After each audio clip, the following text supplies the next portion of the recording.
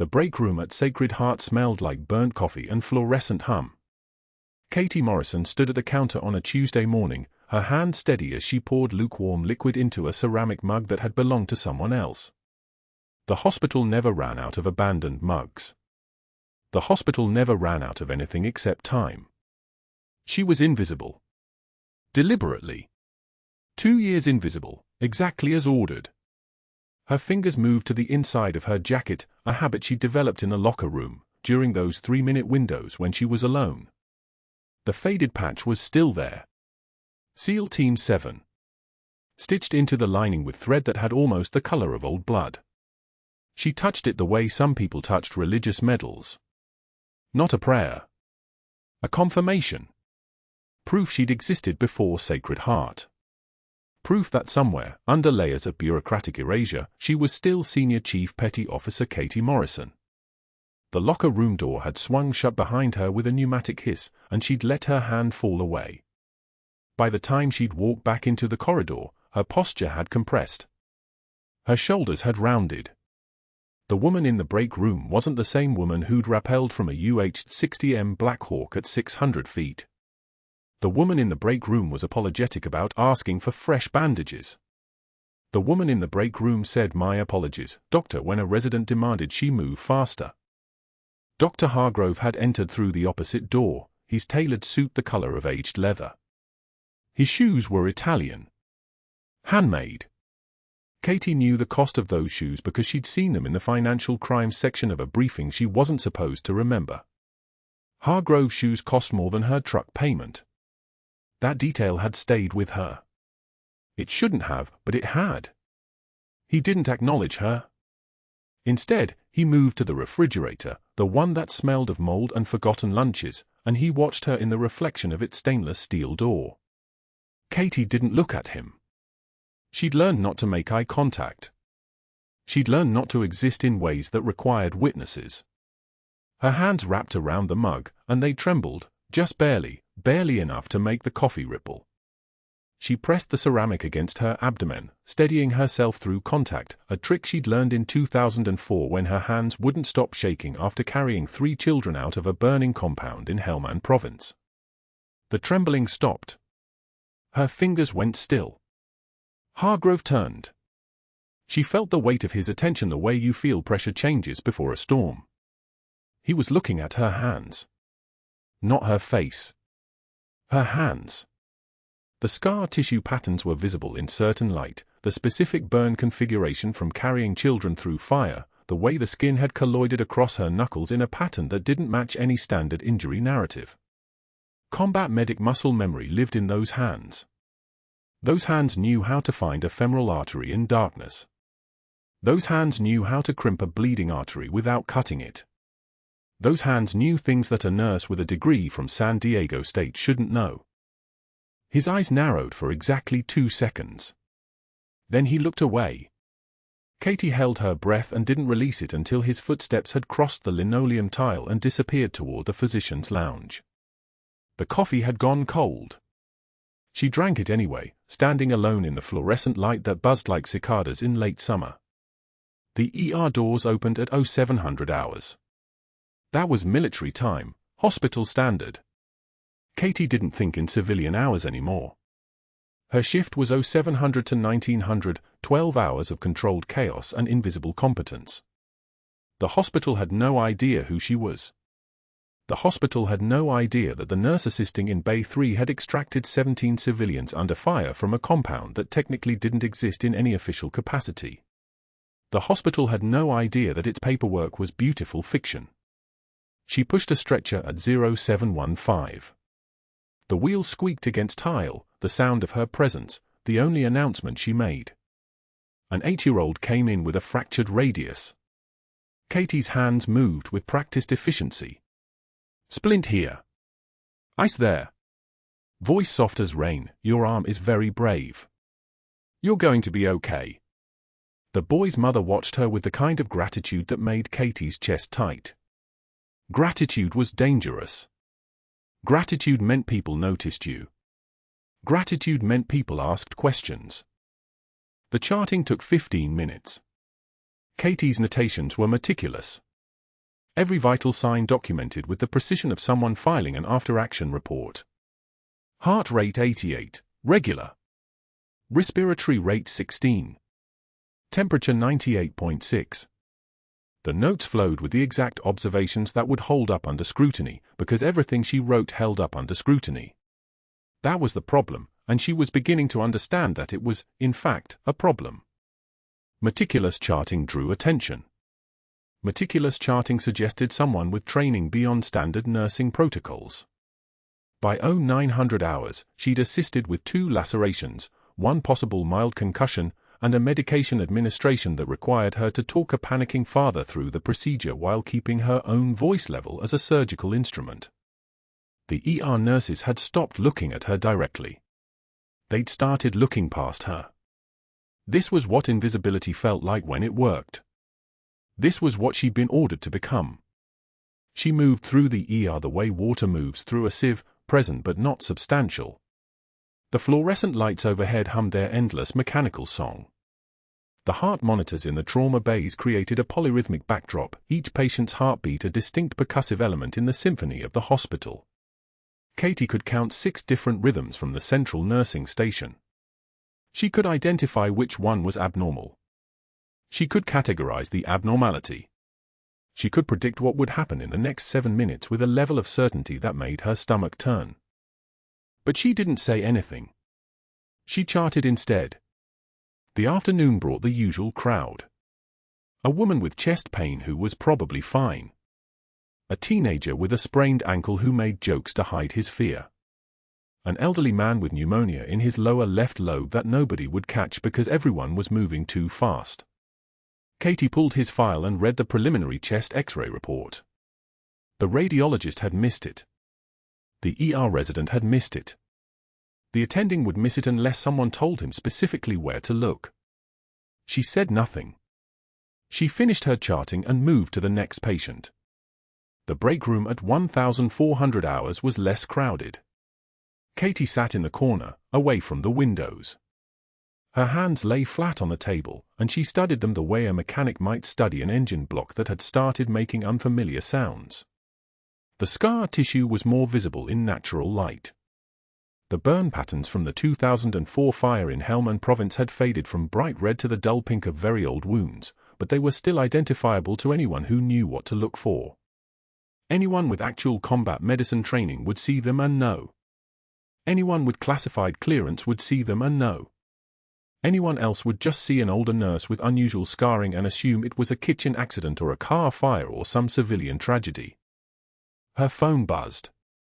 Text message. Unknown number.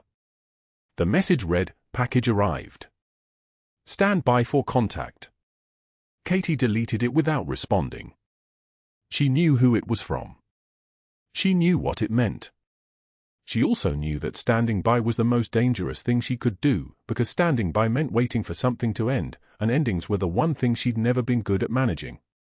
The loop in her jacket, the one with the SEAL Team 7 patch, felt heavier suddenly. Felt like an anchor. Felt like something that was going to drag her down if she wasn't careful. But Hargrove was reviewing her charts, and that was the problem that needed attention. That was the immediate threat. He'd pulled her file yesterday and read through her personnel documentation with the methodical attention of someone assembling a case. His office had a view of the ER floor. She could see him sometimes, late afternoon when the light came at certain angles, sitting at his desk with his Italian shoes propped up on mahogany, building something. She didn't know what yet. But her meticulous charting was part of it. Her perfect notation record was part of it. The fact that she could predict what every heart rhythm meant, that was definitely part of it. The elderly man with the pneumonia in his lower left lobe would be fine, probably. He'd get treatment eventually. The hospital system was broken, but it was broken slowly enough that most people survived it. Most people, but not all. Katie had learned the mathematics of acceptable casualty rates during her first tour. She'd thought the math was immoral. She'd gone on 3 more tours anyway. The break room fluorescent light buzzed again, and she touched the patch inside her jacket one more time, and then she didn't touch it again for the rest of her shift. By 1900 hours, the day had compressed into a list of interventions and observations. Katie had documented everything. She had been invisible in exactly the right way. She had done her job with the precision of someone operating under direct orders. She had been nobody. She had been exactly what Sacred Heart Hospital expected her to be. But Hargrove had seen her hands. Hargrove had seen something. And the package had arrived, and someone was standing by for contact, and somewhere in the machinery of institutional erasure, something had started moving that was going to change everything, though she didn't know it yet, couldn't know it yet, and wouldn't know it until the moment when the entire hospital watched a kernel code in the ICU and she forgot to be invisible. Hargrove's office smelled like expensive cologne and something else, something that made Katie's spine straighten the moment she crossed the threshold. Antiseptic and condescension. He sat behind his desk with her treatment notes spread out like evidence at trial, each page marked with red annotations that looked like wounds. His smile never reached his eyes, and his voice came out smooth as oiled steel. Miss Morrison, and I do mean miss, since your credentials seem remarkably sparse, your documentation here suggests you're practicing well above your pay grade. He tapped one of her charts with his pen, the gesture carrying the weight of an accusation. Perhaps San Diego State didn't adequately cover the concept of staying in your lane.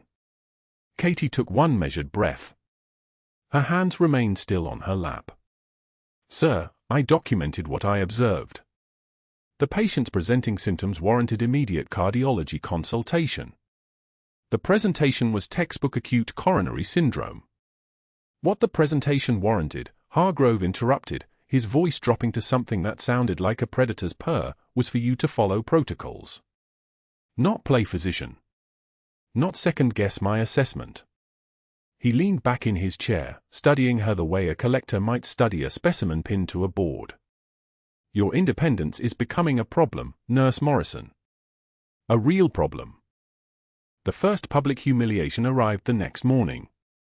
Katie was heading to the break room when she saw it, her name on the main corridor whiteboard in Hargrove's handwriting, marked in red so aggressive the marker had nearly torn through the laminate. K. E. Morrison, insubordination, protocol violation. Disciplinary action pending. Patients slowed their walks past the board. Staff members lingered longer than necessary, their eyes tracking the letters as if reading a crime announced. Whispers multiplied like bacteria in culture. Katie felt her neck flush crimson, the heat climbing into her face in waves she couldn't control, though her expression remained flat. She continued walking. She did not stop. She did not cry. But somewhere behind her ribs, something tightened like a fist. That afternoon, she was assigned to room for 12. The patient was the cardiac admission from 3 days prior, the one she'd saved when his heart had seized mid-transfer. The one whose symptoms she'd documented accurately while Hargrove had initially dismissed them as anxiety. Now the man lay recovering, stable on dual antiplatelet therapy, his 3 adult children gathered in a protective formation around his bed. Hargrove entered with the precision of a surgeon making an incision. Nurse Morrison apparently believes her San Diego State certificate trumps my 20 years of clinical practice, he announced to the room, his voice pitched for the family to hear every word. Perhaps she should explain to all of you why she wastes hospital resources on unnecessary specialist calls, running up your father's bill on a whim. Katie felt the family's eyes swing toward her. The eldest daughter's jaw tightened. The youngest son leaned back, reassessing. Katie's face flushed hot, that single burning moment when humiliation becomes a physical thing, something that lives in your skin and screams. One tear escaped. Just one, just that involuntary betrayal of pressure behind her eyes, and she wiped it with the back of her hand without breaking eye contact with Hargrove. Sir, my conscience is clear. I hope yours lets you sleep.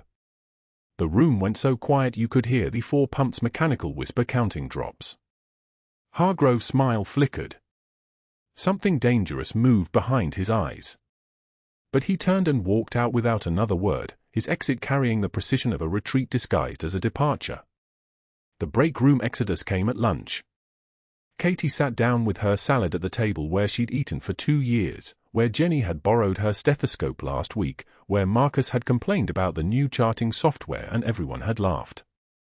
She unwrapped her sandwich, turkey and spinach on whole grain, the careful meal of someone still disciplining her body, and reached for her water bottle.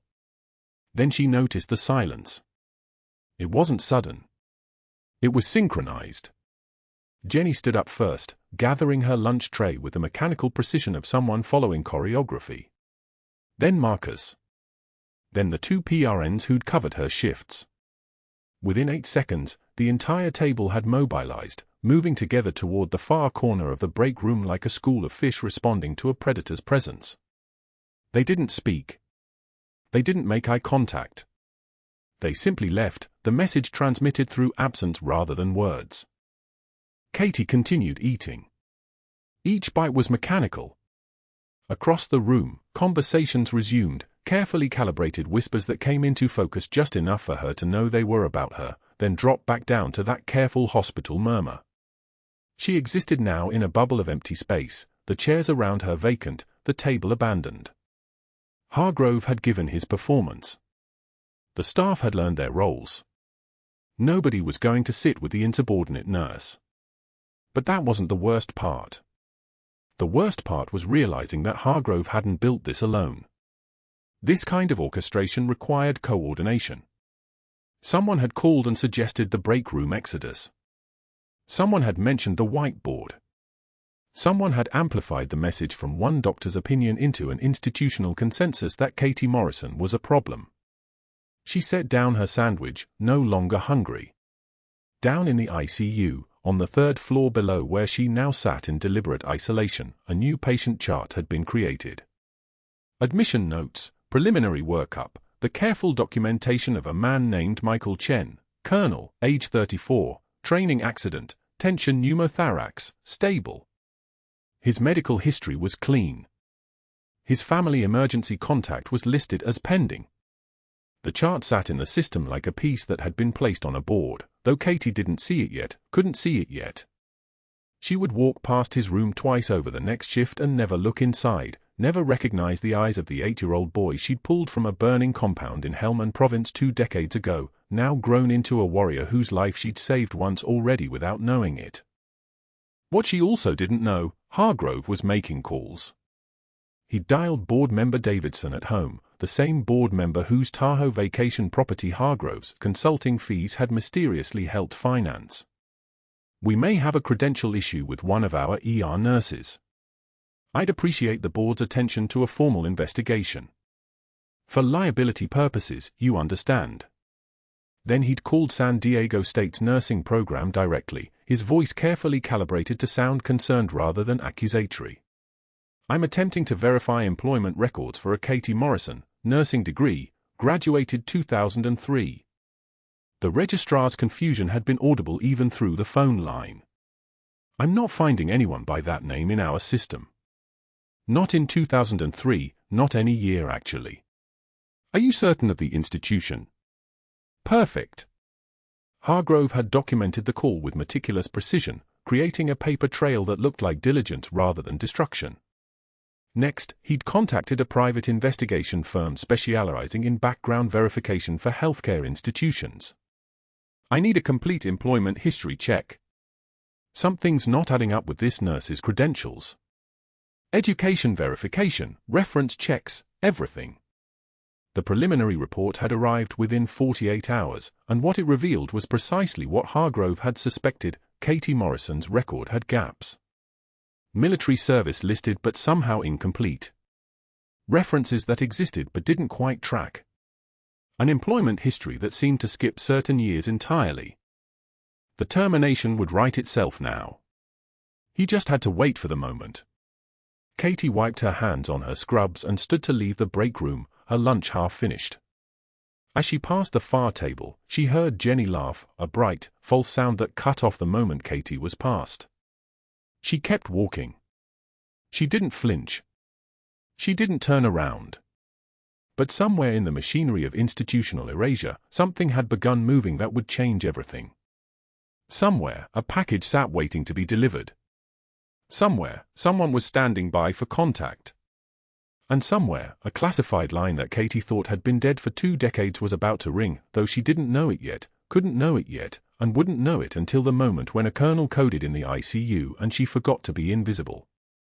Colonel Chen's vital signs were trending wrong, and Katie saw it the moment she pulled his chart from the computer station at 4:17 p.m. Respiratory rate climbing. Oxygen saturation declining by fractions of a percent per hour.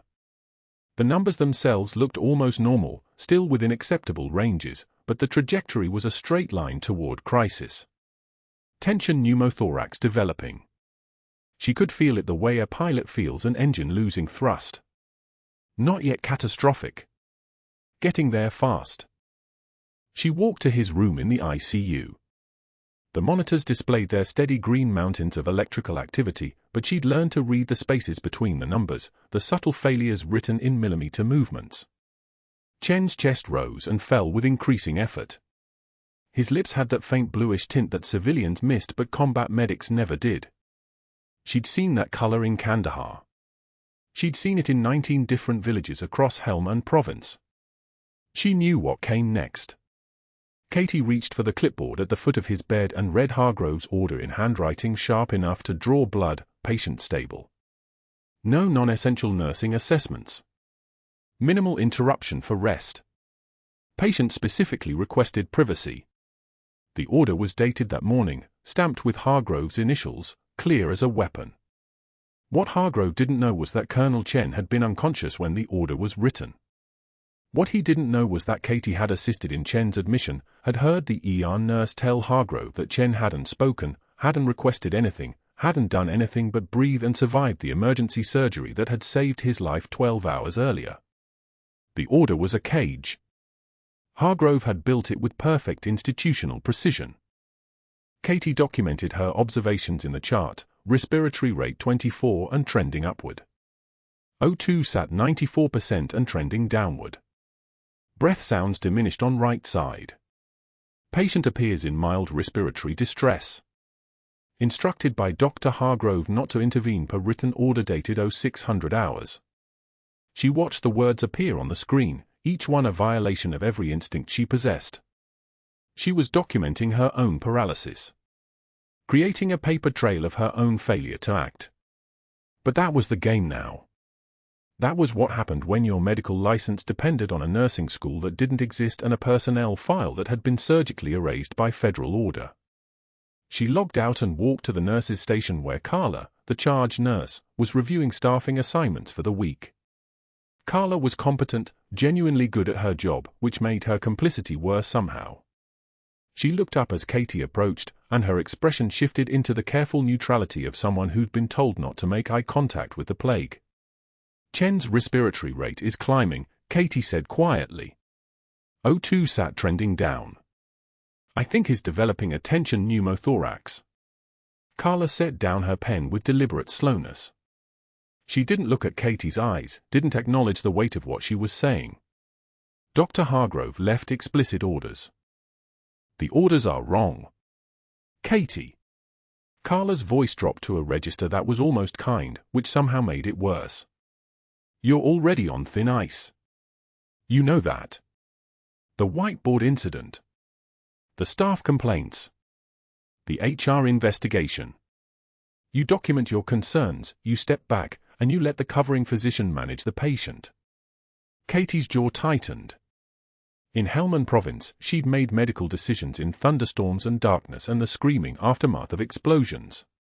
She'd intubated a 7-year-old girl using a penlight and a 4.0 endotracheal tube while bullets came through the clinic walls.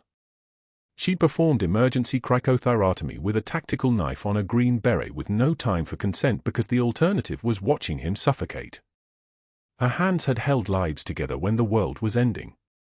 Now her hands were tied by a man who billed for consultations that never happened. She reached inside her jacket and felt the faded unit patch sewn into the lining, rough fabric worn soft by 2 decades of contact. SEAL Team 7. Officially erased. Officially non-existent. The only proof she'd ever been anyone at all besides the person Hargrove had decided she was. I documented it, Katie said. My concerns are in the chart. She turned and walked back to the med station, her movements controlled and precise. The trembling that wanted to happen, that hot pressure building behind her ribs, she locked it down where no one could see it. Hargrove had won this round. He'd done it cleanly. He'd used regulations and authority and the machinery of institutional power like a man who'd spent years learning how to weaponize paperwork. She couldn't fight him openly. Senior Chief Petty Officer Morrison could have. Katie Morrison, RN with fabricated credentials, could not. The reassignments had started 3 days after the whiteboard incident. Hargrove had removed her from the critical care rotation and reassigned her to the lowest priority cases in the ER, minor lacerations, ankle sprains, cases that any physician assistant could manage, but that Sacred Heart still had to staff with licensed nurses. He'd scheduled her for overnight shifts on weekends and holiday coverage, the worst rotations, the ones that broke sleep cycles and guaranteed maximum visibility of her poor attitude when she didn't complain about the punishment. It was calculated. It was beautiful in its cruelty. It looked like standard scheduling, nothing a lawyer could point to as harassment. It was harassment perfected into the shape of administrative procedure. Then the formal complaints had arrived. 3 separate HR documents, each one signed by Hargrove, each one documenting instances of unauthorized medical judgment and failure to respect physician authority. The first complaint cited the code patient she'd resuscitated against his contradictory orders, the one she'd saved. The second complained about her unsolicited blood pressure checks on stable patients. The third objected to her repeated attempts to alert physicians to minor vital sign fluctuations that were within normal ranges. She was being written up for doing her job. For being good at her job. For having instinct honed across 2 decades of combat medicine that recognized the difference between normal variation and the beginning of failure. Katie had read each complaint twice and filed them in a folder marked HR Review. She'd said nothing to anyone. She'd let them accumulate like sediment, each one layering onto the others, building a case for termination that would look completely professional to anyone reviewing the file. A pattern of insubordination. A history of boundary violations. A nurse who didn't understand her place in the hierarchy. What she didn't know was that Hargrove had already set the next phase in motion. At 5:42 p.m., while she was checking inventory in the supply room, Hargrove was on the phone in his office on the 3rd floor. His voice carried the easy authority of a man calling in favors. "Dr. Brenner," he was saying, "I need a personal favor. I've got a nurse here with some credential issues. Forged documentation from San Diego State. I need someone I trust to examine her employment file and prepare a preliminary report." Dr. Brenner was on the hospital board. His son had gotten into a Yale Medical School program that was going nowhere until Hargrove had suggested a different route, a Caribbean program that was more forgiving, and a consulting job that Hargrove had arranged through one of his networks. The consulting job paid $30,000 for 10 hours of work. Hargrove had helped with a vacation home too, a condo in Puerto Vallarta that Hargrove had connected him with, the kind of property that moved through channels Brenner didn't need to examine too closely. "Of course," Dr. Brenner said. "What do you need?" The phone calls continued through the evening. Hargrove had built his network carefully. The board members owed him in specific ways. One of them, Jacobson, had been helped through a malpractice settlement with lawyers Hargrove had recommended. Another, Patricia Wells, had received a consulting contract worth $120,000 for a cardiac committee that met twice a year and required almost no work. Hargrove had spent years building a coalition of professionals who understood that reciprocal obligation was the oil that made everything move. He was calling them in now. One by one. "I've got a situation with a nurse. Falsified credentials. The background is murky. I'm having investigators look into it, but I wanted the board to know what's happening before it becomes a liability issue." Each phone call was a brick in the wall. Each one carried the unspoken message, "I've done things for you. Now you help me." Or maybe just, "I know where the money came from. I know about the arrangements. Now you look the other way." Katie didn't know any of this yet. She was in supply room B, counting bandage boxes and trying not to think about Chen's trending vital signs. The monitors in his room would start alarming soon if the trajectory continued. The covering resident, a third-year named Morrison, no relation, was somewhere on the 5th floor. He was competent but not exceptional. He would miss the early signs. He would miss the window.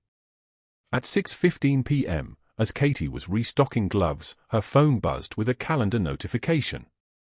She had a meeting scheduled with Hargrove at 7:06 a.m. the following morning in the Human Resources office. The notification gave no details, no context. Just time and location and the cold bureaucratic certainty of procedure. She knew what it was.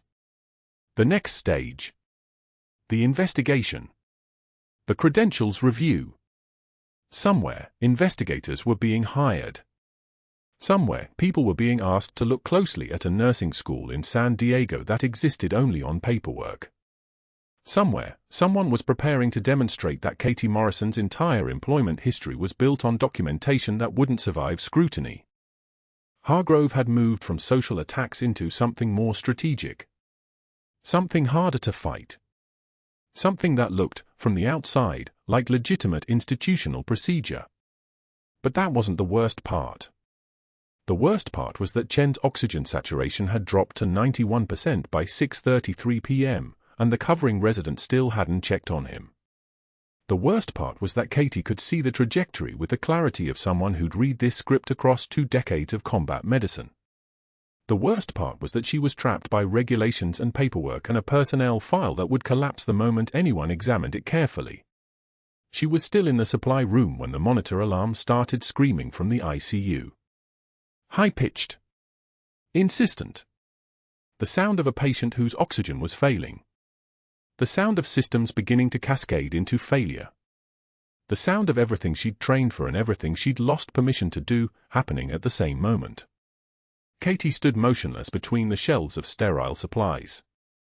Around her, boxes of gauze and bandages and tape. Everything needed to save a life.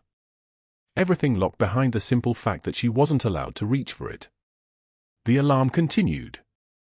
Nurses were running now. She could hear footsteps in the hallway outside. The moment was happening. The crisis she'd documented. The failure she'd predicted. The patient she'd identified as declining and been forbidden from helping. Her hands were steady. That was the thing no one understood about people who'd survived combat. The trembling wasn't fear. The trembling, when it came, was restraint. It was the weight of knowing exactly what needed to happen and being ordered not to do it.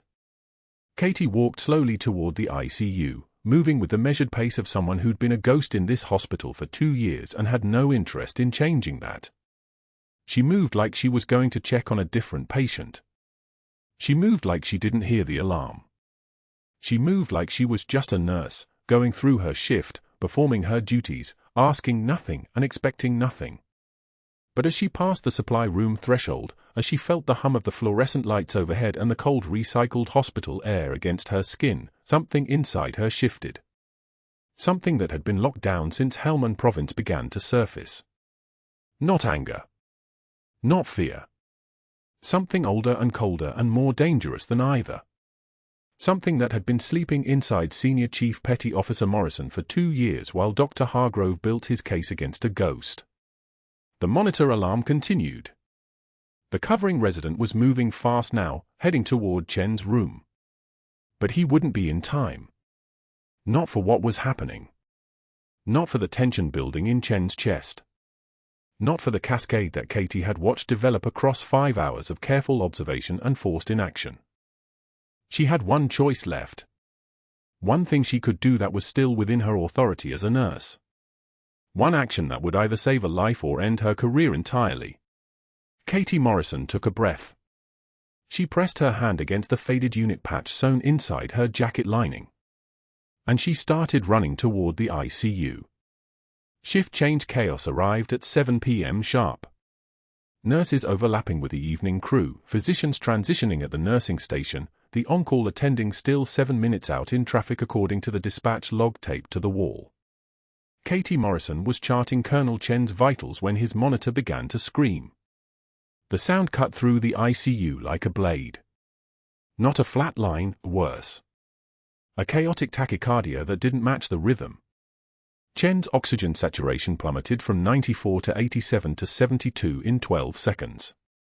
His chest heaved. His trachea visibly deviated to the left, pushed away from something catastrophic happening inside his right lung. Tension pneumothorax. A collapsed lung pressing against his heart, strangling it.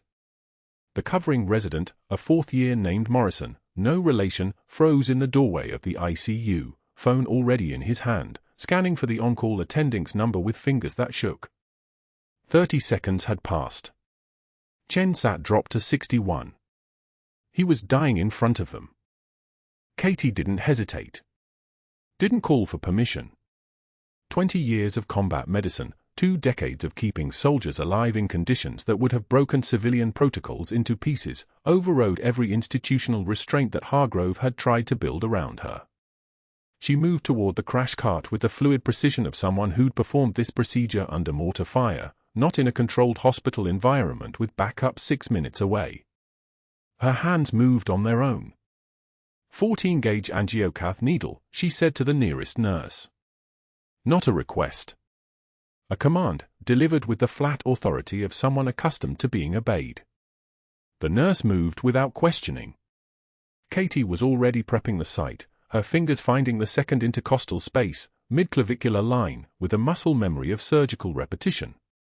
Betadine swab. Quick, economical movements. No hesitation. The entire surgical floor materialized outside the ICU glass without anyone calling a code. Nurses from the telemetry unit. Residents from the step down. 2 attending physicians who'd been reviewing charts at the nursing station. They crowded the window like spectators at a mercy execution, watching to see if Katie Morrison, the invisible nurse, the one with scars on her hands that didn't match her personnel file, could actually save this man's life. She could. Katie's hands were steady as cathedral stone as she positioned the needle. Chen's oxygen sat at 54 now. 45 seconds total elapsed. His lips were beginning to purple. She slid the catheter between his ribs with the same confidence she'd used performing this procedure in a burning compound in Helmand Province, with rounds impacting the concrete walls around her, with Afghan civilians screaming in Pashto, with her team laying down suppressive fire 30 meters away. The hiss of escaping air, a sound like pressure releasing from a boiler, filled the ICU. Chen's chest wall relaxed. The monitor's chaotic rhythm smoothed into organized sinus tachycardia. His oxygen saturation climbed, 60, 68, 76, 84, 92. His first full breath rattled through the room like a man surfacing from drowning, gasping, alive. 40 witnesses had just watched Katie Morrison save Colonel Chen's life using a battlefield procedure most civilian nurses had never performed outside a simulation lab. The silence lasted exactly 3 seconds. Then the on-call attending arrived, stepping into the ICU to find the crisis already managed, the patient stabilizing, his work already done by a nurse in blue scrubs with hands that moved like she'd been doing this for 20 years.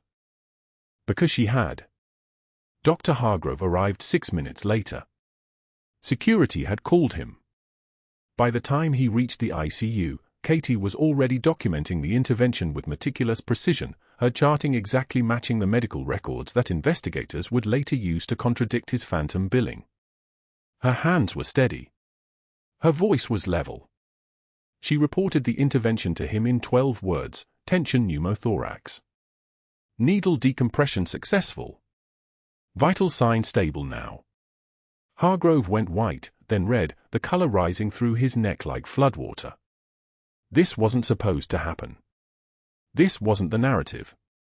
She was supposed to stay invisible, stay small, stay beneath notice.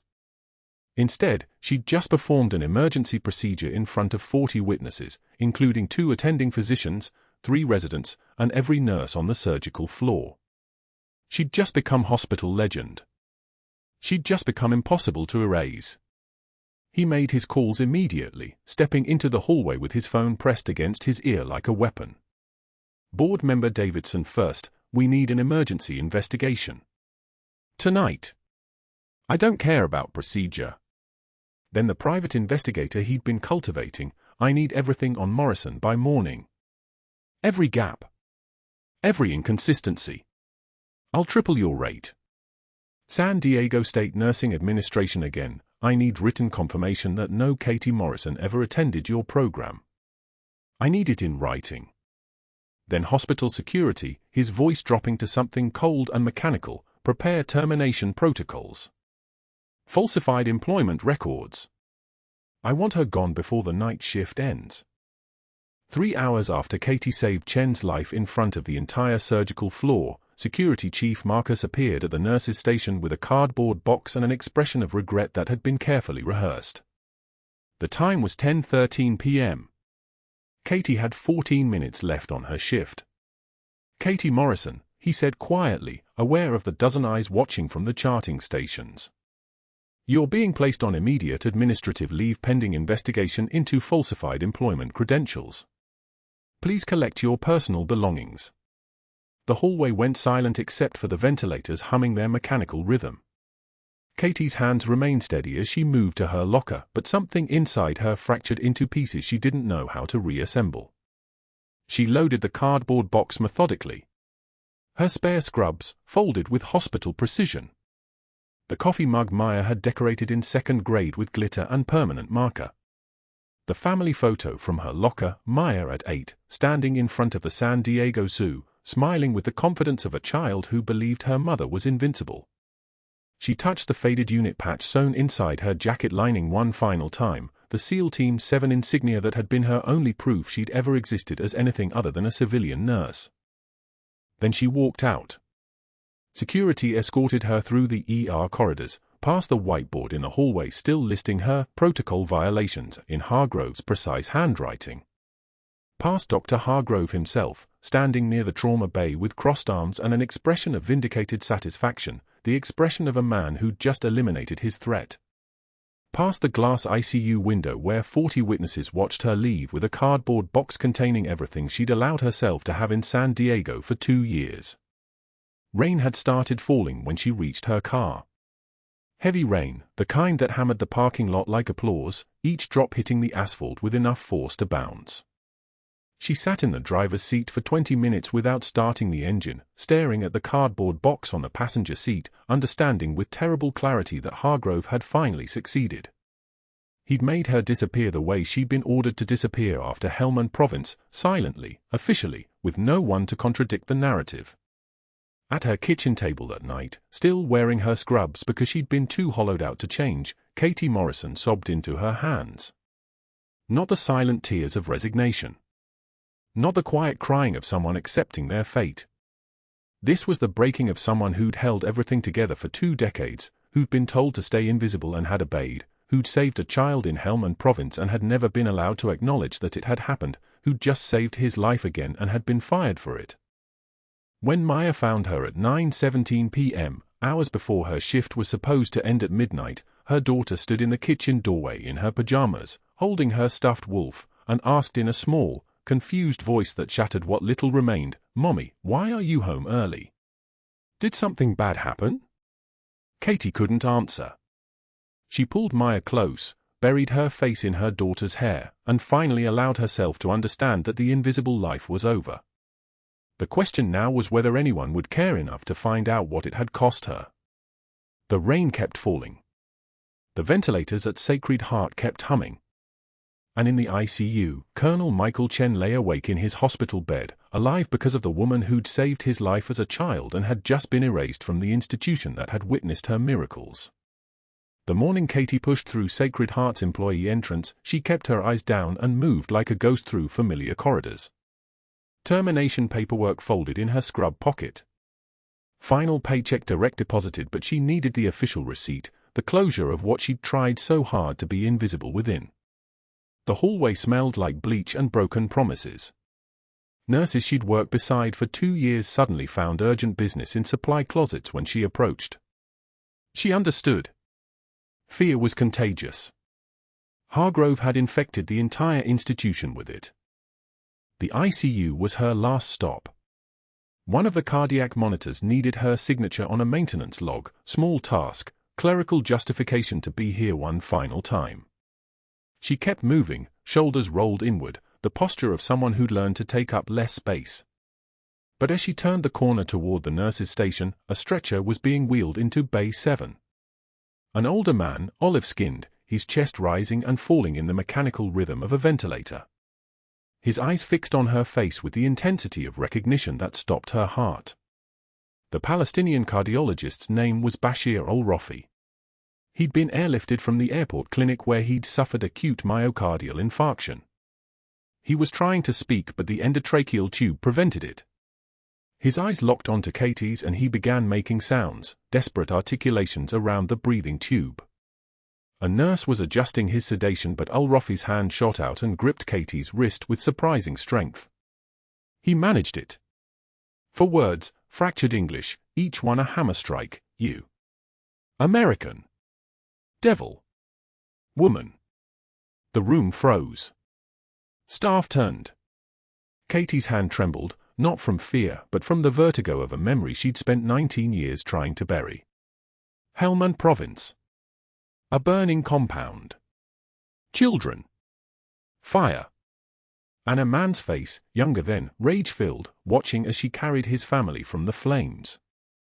You carried my nieces out. His voice crystallized despite the tube, accented and rough. You chose to save them. You chose. That was the moment Colonel Michael Chen appeared in the doorway. His chest tube was still in place, tape securing the drain line, but he'd refused a wheelchair. He moved with military precision despite his injuries, uniform shirt folded over his shoulder, dog tags hanging against his bare chest. He straightened when he saw Katie, a movement that looked like it caused him significant pain, but he didn't acknowledge it. Senior Chief Petty Officer Morrison. His voice was ceremonial. Formal. The voice of someone speaking a truth that had been waiting 2 decades to be spoken aloud. He extended a tablet toward her. You should read this. The declassified personnel file scrolled past her eyes. Michael Chen. Age 8 when she pulled him from the fire. Age 26 when he graduated basic underwater demolition SEAL training. Age 37 now. The citations accumulated like prayers: Bronze Star for combat operations in Farah Province. Purple Heart with cluster for wounds sustained in Cuna. Navy Cross for extraordinary heroism under fire. Each one a meditation on a life she'd saved without ever knowing if he'd survived. The sound of boots on tile. Precise. Deliberate. A man moved through the ICU doorway with the terrifying fluid grace of someone who'd spent decades operating in spaces where hesitation meant death. Navy dress uniform. Captain's insignia. Eyes like polished steel. Captain William Torrance, Dev Gru. His voice was pitched to carry through the silent hallway, an auditorium address delivered in an 8-bed ICU. I'm here as a courtesy. Ms. Morrison's service record has been declassified under exception protocols. Special order from the Pentagon. I'm authorized to provide specific details. He paused. The fluorescent lights hummed their electric song overhead. Every person in the ICU had stopped moving, turned inward, listening. 3 silver stars. His words fell like footsteps. The first for Helmand Province, where she extracted 17 civilians under fire, officially erased when the operation was buried by State Department order. The second for Operation Red Hawk in Cuna, where she treated 32 wounded combatants in a forward location under sustained enemy fire, personally carrying 4 patients to evacuation helicopters. The third for her role coordinating medical response in a classified location. Officially, none of this happened. Her records were purged from every database. Her unit patch was the only evidence of her existence. Katie's hands were shaking now. Not trembling. Not the weakness of fear. The shaking of someone whose entire invisible existence had just been witnessed by 40 people, spoken aloud, made real. Colonel Chen watched her hands and understood. He'd been invisible too, once. He'd escaped Helmand and grown into something his younger self wouldn't have recognized. Now he was returning the mercy she'd given him. Torrance held up a photograph. Faded. 2 decades old. Katie in combat fatigues, hair pulled back, SEAL Team 7 patch visible on her shoulder. Standing next to a unit citation. Standing next to a face she recognized as her own, younger, harder, before she'd learned that some kind of invisibility was the price of keeping people safe. She earned every star, Torrance said. The military doesn't forget. Neither should this hospital. That was when Special Agent David Reeves from the FBI appeared, not in the ICU but in Sacred Heart's conference room, where he'd been granted access to Dr. Hargrove's office files. The investigation had moved with the precision of federal machinery. 5 years of phantom consultations documented. $847,000 in fraudulent billing. Equipment supplier agreements tied to shell companies with signatories in 3 countries.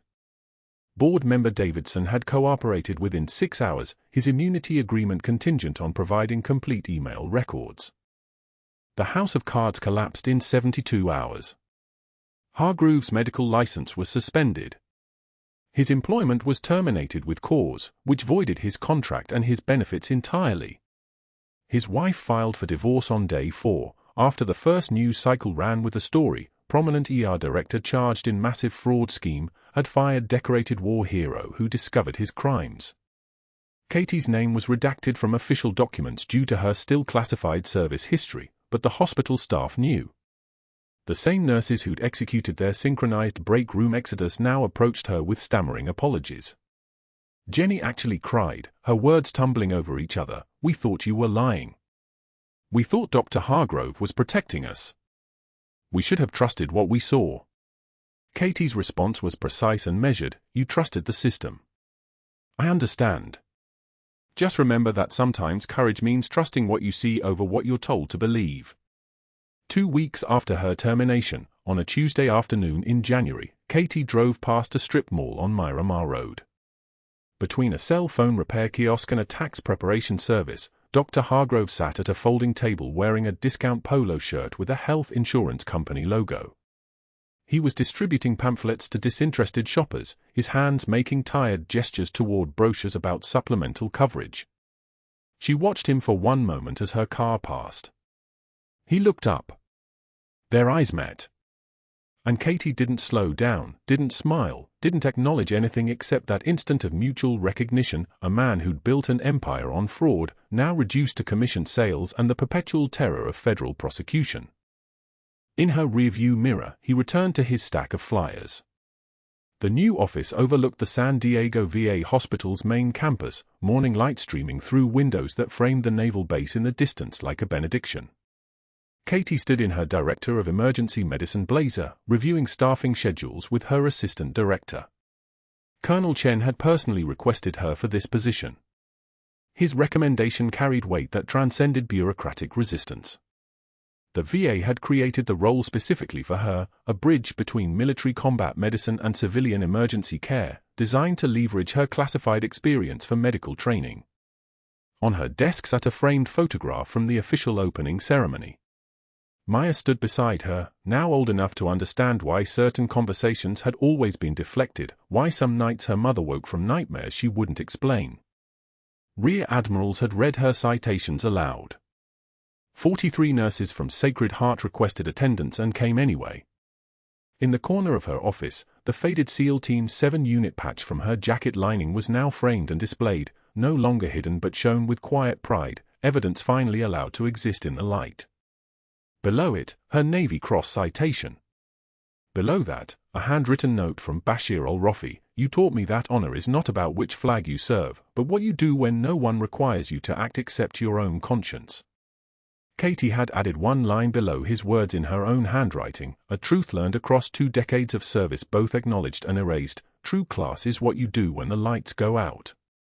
Outside her window, the sun set over San Diego, painting the naval base in amber light, illuminating the place where invisible heroes had always served, whether anyone knew their names or not. If you've made it this far, you know that heroism doesn't announce itself. The quietest person in the room might be carrying more than you could possibly know. Subscribe to see more stories of hidden strength and impossible choices. Like if you believe people deserve recognition for who they really are. And comment, would you have stayed invisible to protect others, or would you have demanded to be seen?